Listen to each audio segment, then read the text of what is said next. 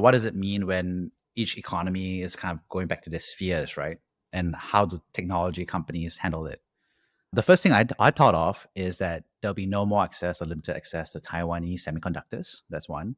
But also, I think we're going to see reallocation, right, of US chips for US, and they're going to see Chinese chips for China, right? That means the cost of compute goes up, right? The most advanced microchips like mobile phones, virtual reality headsets, AI, all this stuff is going to be at some level, maybe relatively more insulated from the rise of compute power. Welcome to Brave. Learn from Southeast Asia's best tech leaders. Build the future, learn from our past, and stay human in between. No BS on success. I'm Jeremy Au, venture capitalist, serial founder, Harvard MBA, sci-fi nerd, and dad of 2 daughters. Join our movement of over 12,000 members for transcripts, analysis, and community at www.bravesea.com.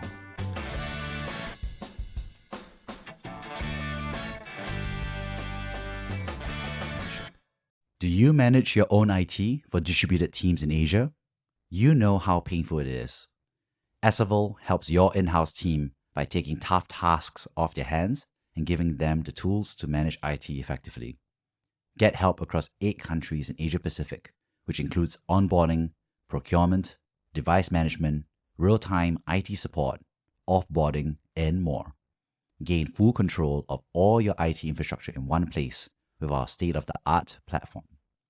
Check out Esavil, ESEVEL.com, and get a demo today. Use our referral code BRAVE for 3 months free. Terms and conditions apply. Good morning, Cheyenne. Good morning. It's an hour earlier for me than it is for you. I know, really cranking out. Can we give you another double dosage of, I was going to say coffee, but that looks like tea.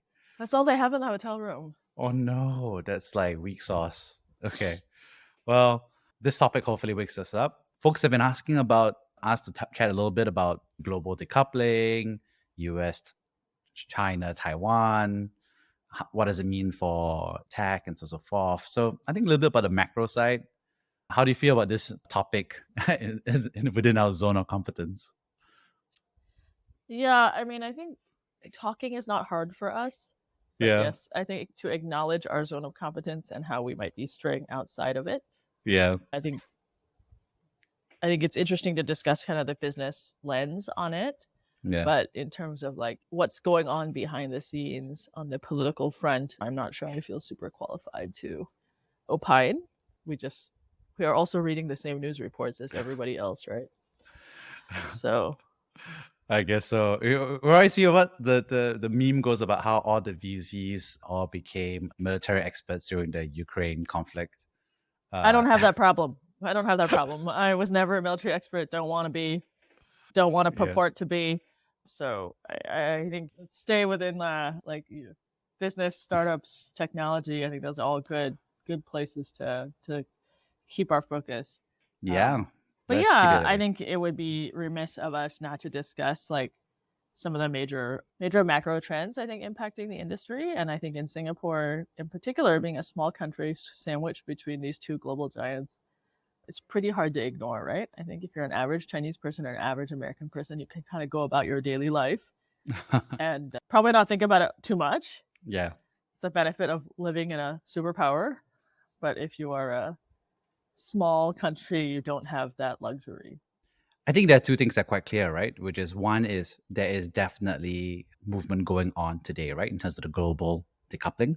And 2 is that we know that there is some level of risk where the conflict could turn much more severe, right? Over the case of Taiwan and semiconductors. And we actually have some numbers around the probability chance of that happening, right? So why don't we start first a little bit about what we think is already happening for sure, right? So you mentioned, I think for sure, superpowers are making moves on each other. And I think Southeast Asia, like Singapore, is also very much trying to be neutral or try to play both sides, right? So I think we're seeing this global decoupling, right? Is the new phrase, I think, of the, year, right? Which is, I think, shorthand for saying, okay, we have so much manufacturing that's happening in China. How do we move out of it, right? So we see a lot of like used to call it what, near shoring or friend shoring, right? Which is moving manufacturing out of China. And that's actually benefited Southeast Asia, actually, right? So Thailand, Vietnam, Singapore all saw net inflows of manufacturing activity from American factory capital, from Chinese capital as well, who are trying to get that Southeast Asia, made in Southeast Asia brand. And we still see a lot of talent, actually, right, of China actually move to Southeast Asia to continue building and manufacturing. So I think it's already happening, right? Obviously to the detriment of some of the manufacturing towns in China as well. I think you were mentioning something about Apple, a few weeks back, right, to me. So what do you think about that? Yeah. I mean, I think there has been a lot of news about Apple trying to diversify out of their Chinese manufacturing base. And I think Tim Cook was recently in India opening the first Apple store, and they're starting to assemble iPhones in India. But the parts are still made in China. So I think a lot of consumer electronics has been intertwined with China for so long that even if you want to decouple, I think it really takes time.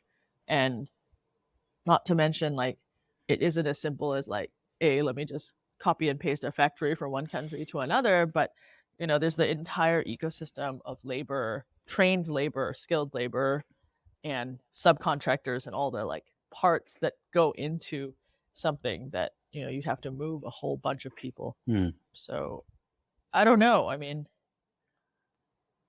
I think everyone believes that it is better not to be in conflict, right? Yeah. I don't think that being in a war is a better state for anyone. And For so, some people, it is a better state. I mean, yeah, if you manufacture munitions, sure, for you Yeah. it's better. But, outside of that, I don't think there are clear beneficiaries. And so I think we have to kind of like plan for the worst, hope for the best kind of situation. Yeah. One man's nationalist is another man's patriot, right? So I think what you're saying is true, right? Which is that global decoupling is not costless, right? I think that everyone's like, oh, decoupling is a way to diversify. That makes sense. But I think what's interesting is that it actually kind of does two things, right? One is that firstly, there's a frictional cost because things are just more expensive when you're no longer producing in the lowest cost country around the world. So obviously cost of living goes up, inflation goes up. But the second thing is that it actually opens up the solution space or the possibility of more conflict, right? Because now you feel less dependent on each other, less interdependent, right? And I think someone was telling me is like we're the only generation who have grown up without like a major Cold War, right? The major war happening, right? Because and then it wasn't that the whole like articles about like, hey, we're so economically interdependent because we want to do that so that we have less military conflict, right? I don't know. It's kind of interesting to see that, like, I don't know, global post-war, I don't know, peace, trade agreements, all this stuff is like kind of like, I wouldn't say flying out the window yet, but it's like sidling out for the exit a little bit. And, it's kind of depressing actually, because then, yeah, if every country is picking like the best state champion for everything, right? Manufacturing, technology, etc., then I don't know, there's some large kind of consequences, right, for founders who are trying to use technology to scale. There's a lot of consequences for VCs that are dependent on global capital flows. Yeah.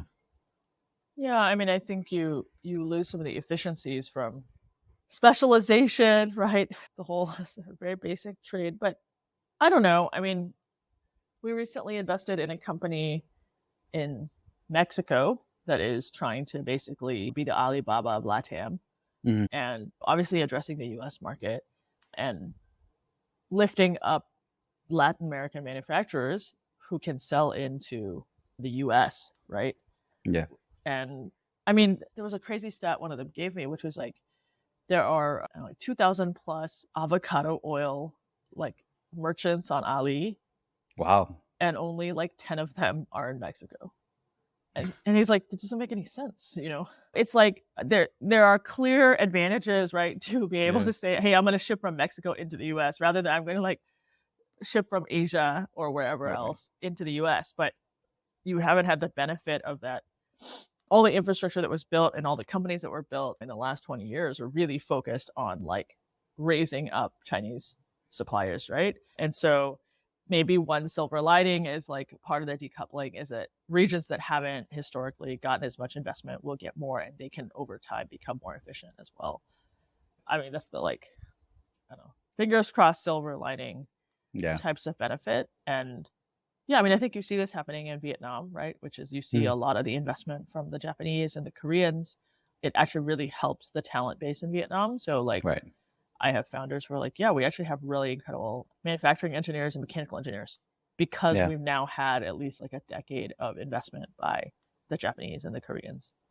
And that makes it easier to start companies that require that skill set. And so that's sort of like give the rise of the rest and whatnot, not just in China.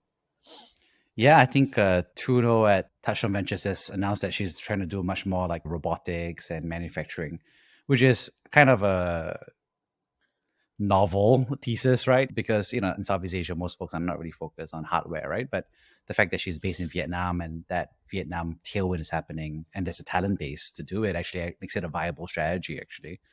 And I think, yeah, you mentioned the Japanese and the South Koreans. Actually, there's a huge part that's happening. I think they used to invest a lot in China, but because of this risk, I think a lot of them are moving their capital actually and their talent to Southeast Asia. Again, to diversify, to look for growth returns. But it's quite interesting to watch as well. Yeah, and I think the Chinese themselves are also moving into Southeast Asia, right? So, I mean, I think that the headlines people always love is like, oh, the Chinese are buying all the condos, they're driving up all the prices. But, they're also starting businesses, right? And they're also trying to diversify out of a pure China play. And I think it's interesting. Like, I would guess, I don't know, maybe like 5 years ago, your average Chinese entrepreneur would not think to go outside of China Yeah. because it's like, why bother? I've got like the world's greatest market on my doorstep. Why would I go like Yeah. make my life difficult and Yeah. try to address some sort of like fragmented Southeast Asia thing? And I think that has changed. And Yeah. so maybe whether it is the COVID measures, the lockdown in Shanghai, the things that have happened to Jack Ma and the online education business, I think it's made Chinese entrepreneurs more aware that it might be good to have a outside China strategy. I've literally met Chinese founders in Southeast Asia, and one of them actually she said, like, I'm here in Southeast Asia because my schoolmate went to jail, right, before the IPO. And so she doesn't want to build in China, right? So, this is not the first wave of Chinese immigration. Heck, my great grandparents left China because of turmoil, right? That was more of a push factor, but rather than a pull factor. But this won't be the last wave of immigration, I think. And I think we actually see in Southeast Asia multiple stacks, right? Obviously, you have Southeast Asians, and then you also see the Chinese, you've seen the Indians, you see the Americans, right? Who have always kind of like had that multinational or global point of view.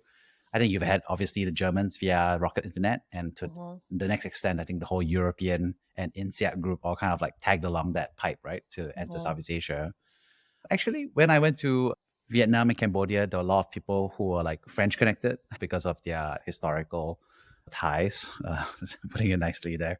But also, I think the two-way refugee flows, right? So there's that exposure and so on and so forth. And then, like you said, I think over 100,000 Russians have arrived in like Thailand and in Bali, right? And they're all with their families or they're single male. So a lot of them are, like you said, setting up businesses, buying up property. I was in Cambodia and they were also saying like, yeah, the Chinese also bought a town and now they're all setting up businesses for their own community, but also starting to like look for local business partners, right?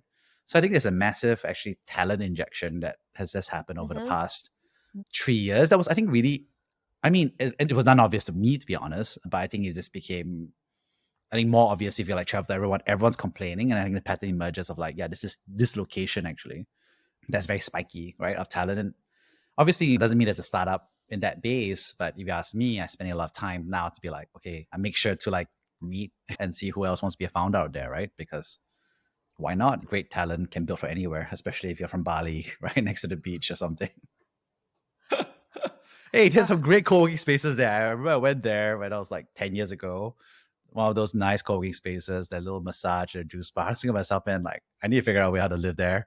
But now that I have 2 daughters, that's impossible. So, that's I don't know. There's apparently a number of Singaporean families that live in Bali where the The working parent still stays in Singapore, Right. but the kids and the non-working parent stay in Yeah.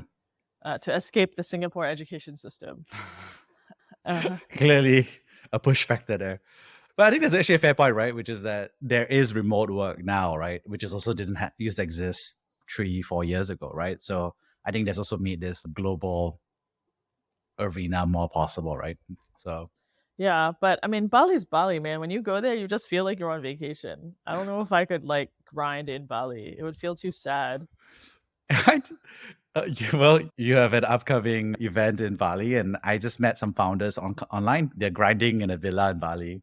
I mean, obviously, it's a bunch of co-founders and employees living in the same space. So Yeah. Maybe if that you could do that. And I know some firms that because of the pandemic, a bunch of their employees wound up moving to Bali out of Jakarta for better air quality and all that sort of stuff. And so yeah, it's totally possible. I think I'm just saying it's probably a personal limitation yeah, exactly. that Yeah. when I go to Bali, I feel like, oh, I'm in paradise. I can just relax a little bit. Yeah. And I think one of the portfolio companies, Midstay, has actually seen that for themselves, right? This huge wave of relocation, right? And this emigration factor. So yeah, I think what else is happening in the global decoupling slash containment approach, right? I mean, I think the most recent one that I saw was that China had cut off access to some information services for external, like out if they detect that your IP address is outside of China, they don't actually give you access to some of these information services, and some of them were like pretty. I mean, not national security related necessarily. It's like, hey, I want to look up a company share registry. Yeah. And like, who are the shareholders? You get a pop up that's like, hey, it looks like you're outside China, you can't use this. And so I don't know, right? Like, I think the more you make it hard for people to access information, I think the harder it is for external capital to invest. Mm. And the more it becomes like, hey, unless you're like Chinese, right? Like, beware. Yeah. Don't bother. I guess I don't know. I don't know what the end game is there, right? And so that I think is interesting. And then I think they rated Bain, right? And one of those expert network companies, CapVision. So I think it's definitely casting a chill, right? I think it's making people think like, okay, how do I want to allocate resources as it pertains to China? But I mean, the U.S. is also like, they've got the CHIPS Act. That's a big one, actually. Yeah, they've got CFIUS, like all this other stuff. So yeah, I don't know. We live in interesting times, I suppose. Yeah, I think that's actually the huge part of that directly relates to tech. I totally forgot about that, right? Which is that America has effectively enacted a ban, right, on chip technology to China, right? Which is a crazy thing if you think about it. That's basically, I can't imagine anybody doing that to America. I can't imagine. It's just like, well, I think the Chinese are retaliating with their investigation of Micron, right? And I think Micron's a U.S. company and it has, I don't know, it's like 1/4 of their revenue is Chinese sourced. Yeah, I think I agree about the retaliation part. I'm just saying I think it's kind of crazy to think to yourself like you're asking your entire ally network to not export a class of technology that previously, everybody was happily, it's a two-way relationship, right? Because you license out technology and then they manufacture those chips in China and then they went into American cars and fridges and everything else, right? That's how inflation was magically low for 10 years, right? It was because that was the, trade, right? It's like, hey, we can manufacture cheap stuff in Southeast Asia and China, right? Yeah. I don't know. I mean, it's an argument to keep more things in cash. And then the Fed raised rates again today. We didn't even talk about First Republic getting shotgun marriage bought, whatever analogy you want to use, to JP Morgan over the weekend. I think we were talking about this as well, is that I think this is still at least manageable, right? Because this is what's happening. But I think we're talking about the large discontinuous business risk, right? Which is, I guess we got Nassim Taleb, everyone's favorite author. It's because like Black Swan, right? But I think one of the big things that everyone's reading on the news is like, I think the high perception that there's going to be some sort of military conflict on Taiwan, right? And I was just reading this foreign policy report and the article is very beautiful. It was like the majority of IR experts believe there'll be no conflict and war over Taiwan next year, right? In 2024. And I was like, oh, how reassuring, right? And then I clicked in, I read the rest. And then they were like, okay, that's how we measured it, but we also measured them by saying, what do you think is your personal estimate of the probability of that chance? So now this is a scale of 1 to 100, right? Not yes or no. And then basically, like, the average rating of everybody's score is like 23.8%. So Mm. basically they're saying, on average, everybody doesn't think a war will happen in Taiwan. But if we all scored it, we think there's a 23.8% chance of it happening. And Spencer Christensen, a Harvard MBA classmate of mine, we were chatting about it. And he basically said, this is the equivalent of you saying, someone giving you a Russian roulette revolver, and basically saying, like, on average, it's not going to kill you. But one of the 4 chambers has 1 bullet, right? So feel free and like to pull the trigger, right? And I was just laughing and laughing and laughing, right? Which is like, I think the whole business world feels like is basically saying like war is not going to happen on average. But I think all the supply chain guys are basically like working their asses off right now. They feel the risk, right? That 1 in 4 chance of things going bad, right? Yeah, And yeah. I mean, I would bet like a year ago on the eve of the Russian invasion in Ukraine, people on average did not believe that Russia was going to do it. yeah, And look at here we are, like a year later. I know, right? But I don't know. I mean, I kind of really hope like we at least get through the U.S. election cycle. It's only like a year. 1 more year apiece. 1 year at a time. Yeah, I mean, I don't know. It's no bueno. It's no bueno. I don't like it. Yeah. And I don't know. I mean, it's really disheartening. I think that the only thing Democrats and Republicans are united on is that China is bad. Yeah. And I think there are VCs that have done really well, actually, right? Because they're invested primarily in defense tech, right? Startups that are doing defense, right? So Underrail is a big one, right? With Peter Thiel's backing. But there's a whole bunch of that. And we shared the article, right, on the information, right? And yeah, this talks about the VCs kind of like touring Southeast Asia and discussing that the government needs to invest more in defense tech, right? For national security concerns. I thought it was very interesting. And yeah, it's the one thing they can agree on. I mean, I kind of wish they would agree on something else like gun violence or housing or the opioid epidemic, like other things that maybe should occupy them rather than running around kind of warmongering. Yeah. I think most people actually want peace, right? But like you said, I think there's very strong interest to just keep the conversation focused, right? And like you said earlier, I think we should focus on the business and startup focus of it, right? I think one thing I do think about is very much like, okay, look, this is a scenario, right? Effectively 1 in 4 chance, right? Whatever you want to call it, 1 in 8. If you think they're wrong, let's halve it. Maybe 1 in 2 if you're really worried, right? And based on the headlines, I think. But it is a business risk, right? So let's talk about the scenario, right? I was reading this report that basically I think they think that if this happens, there's going to be obviously conflict. It's a hot conflict.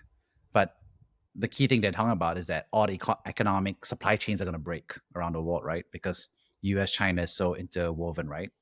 So I thought it was a really interesting conversation, right? Because, yeah, what does it mean when each economy is kind of going back to their spheres, right? And how do technology companies handle it? The first thing I thought of is that there'll be no more access or limited access to Taiwanese semiconductors. That's one. But also, I think we're going to see reallocation, right, of US chips for US, and they're going to see Chinese chips for China, right, because of their local domestic requirements and maybe even military requirements. But if that happens, I think that means the cost of compute goes up, right? Because now it's more expensive. They're not going into fancy stuff or commercial applications. And then suddenly, I think you're going to see like cost of compute go up. And I think the stuff that's also reliant on the most advanced microchips, like mobile phones, virtual reality headsets, AI, all this stuff that's the most advanced technology. China chips obviously gets much more expensive as a cost of service, cost of goods sold, the operating costs. And I think some SaaS and direct consumer, they don't use a lot of compute power actually, right? So those are going to be at some level maybe relatively more insulated from the rise of compute power. Yeah. Maybe people will become more efficient. Yeah. Like, I don't know, there's always these pictures or like, hey, NASA sent people to the moon on the compute power equivalent of like your cell phone. Yeah. Or your calculator. Yeah. And so maybe what you see is people building more computationally efficient methods I think so too. of That's a fair doing point. things. Like you could do a lot of things on a Raspberry Pi, but you don't bother, right? Because you have such easy access to compute. I think we see that a little bit of sustainability, right? Because of the energy crisis as well as the climate crisis. And we talked about it in the last podcast. We see companies push for efficiency, right? Which turns out to be cost savings in terms of electricity. So yeah, I think there's that. In fact, actually, I do have a friend, Geraldine Fnier, a prior Brave guest, but she works at Spot, which basically reduces cloud compute power, right? So you install a service and then they make it more efficient, which is, I think, a very, well, I think it's important saving, but I don't think it's a must do when cost of compute seems to be relatively cheap for a long time and feel stable for a long time, right? But I think, like you said, in this scenario, a company value proposition like that would be quite would be a requirement, right? If your cost of compute goes up by 20%, yeah, you want to save, right? Yeah. I wonder if also maybe people become more inward looking, more domestically focused, Yeah. trying to. I mean, I think you saw this a little bit in the pandemic, right? Which is that the pandemic kind of made Singapore a lot more aware of how like food safety was like actually really an issue, and Right. really kind of sharpened the focus on like, hey, actually we should try to increase the percent of food that is grown locally Yeah. versus always just trying to optimize for like, hey, how many places can we import from? Yeah.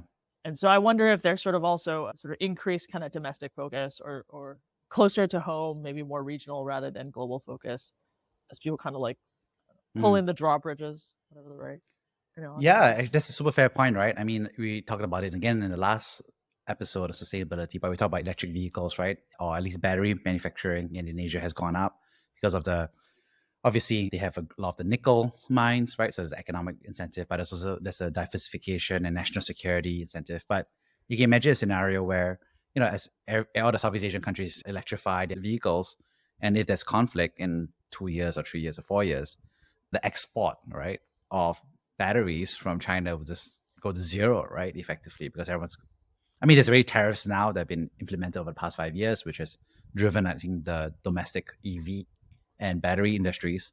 But now it's going to go to zero, then it'll be a big stimulus, I think, for domestic players, right, that are able to manufacture in the country, right?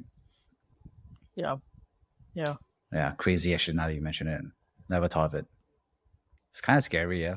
I mean, obviously that means consumers pay more for tech, right? Electric vehicles, etc. But it'd be good for startups that, in that scenario, if you're doing battery I mean, I manufacturing. guess assuming that consumers' incomes aren't hit, like maybe there's just a general pullback in consumption.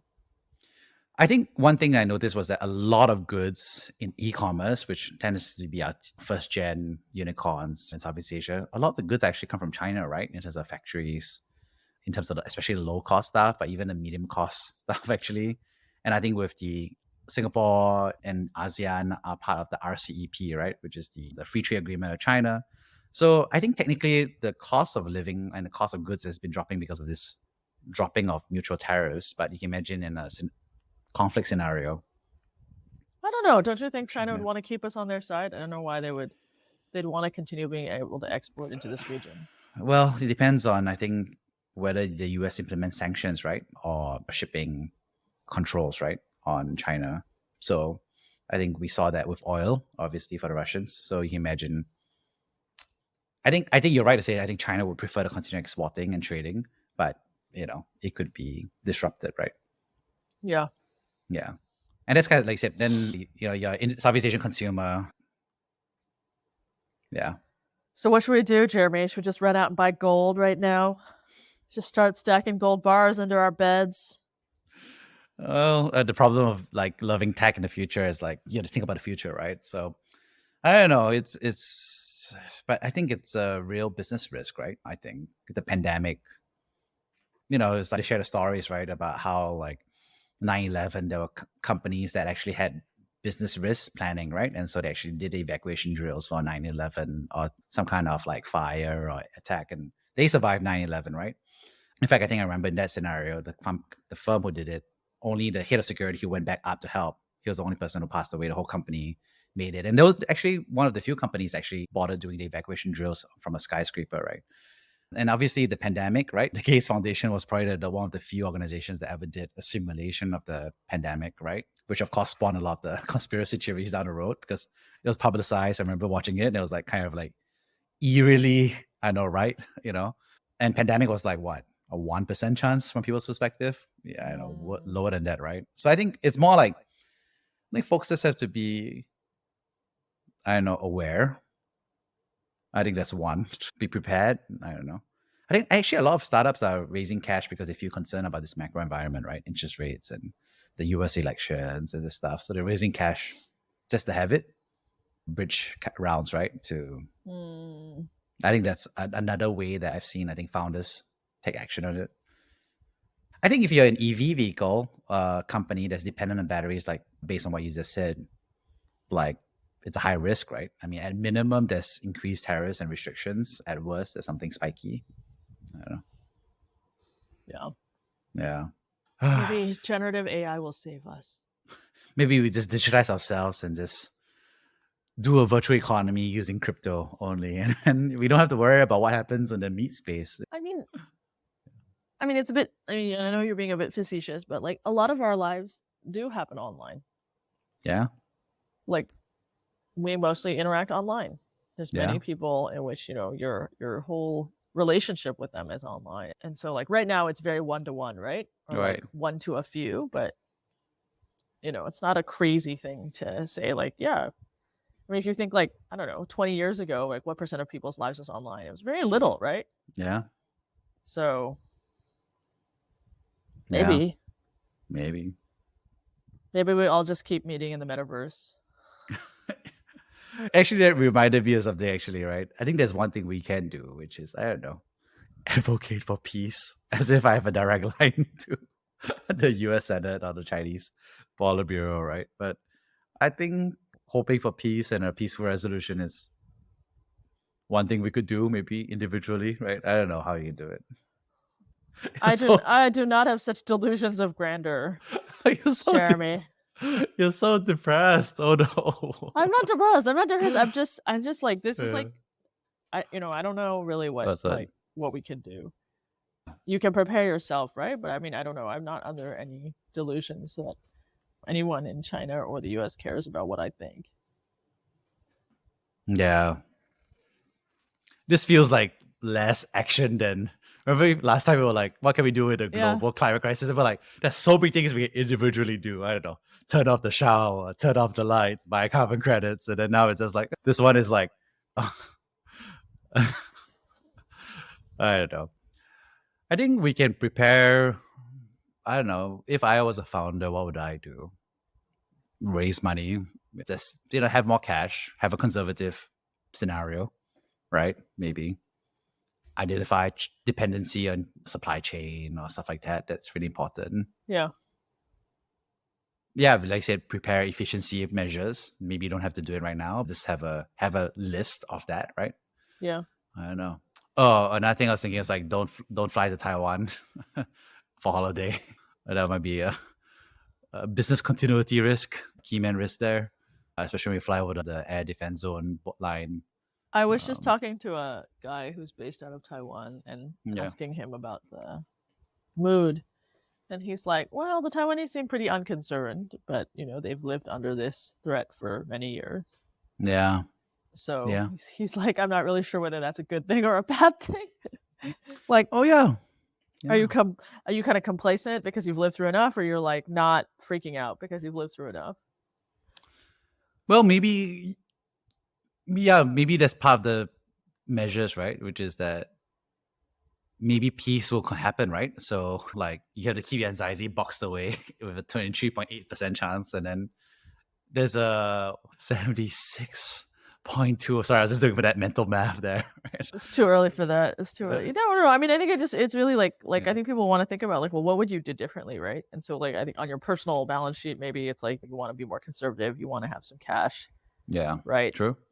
But I don't know. Like you're a startup founder, like you have 15 other things to deal with, like, and worrying about this thing that you can't control. I don't know how productive it is.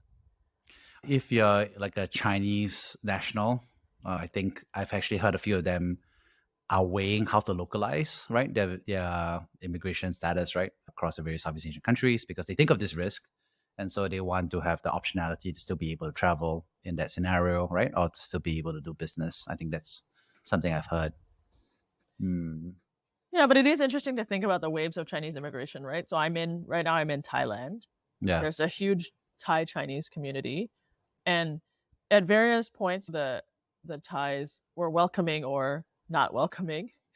Like every normal country in the world, right? I mean, I don't think a country is built to like accept huge immigration flows every single year, right? But the Thai Yeah. Chinese who are here have like localized, right? Like they have Yeah. Thai names, they speak Thai, they've been here for generations, Yeah.